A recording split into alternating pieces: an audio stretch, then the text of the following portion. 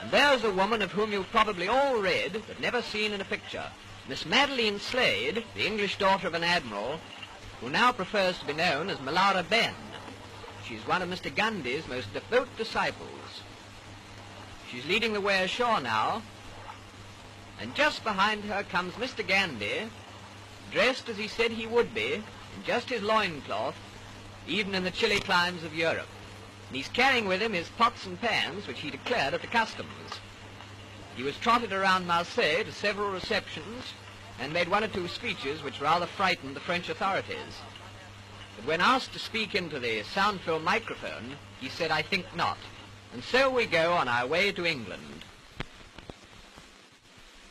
Well, here we are at Folkestone, with the Biarritz coming alongside, and as Gandhi said, in proper English weather, pouring rain and bitterly cold.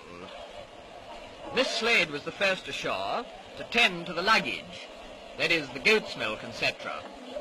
She was followed by Gandhi's son, and then came the little man, still scantily clad, but with an extremely wet blanket around his tiny frame.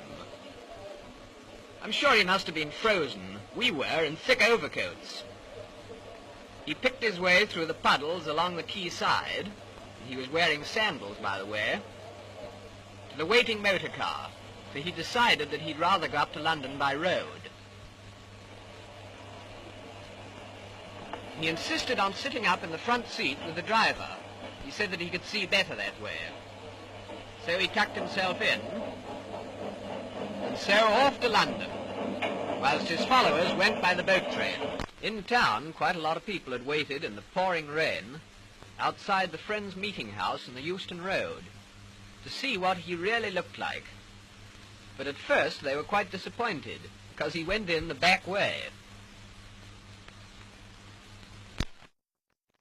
But shortly afterwards he left by the front way. And then they really did see quite a lot of him, even his knees.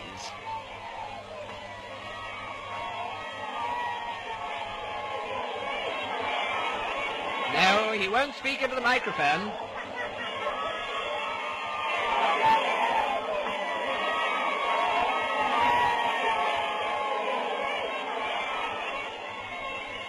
And so to his popular home, where we leave this bizarre little man, whose coming has caused so much comment, complete with loincloth, spinning wheel and goat's milk, feeling sure that he cannot complain of his reception or the publicity he has received, from which, by the way, we always understood that he shrank.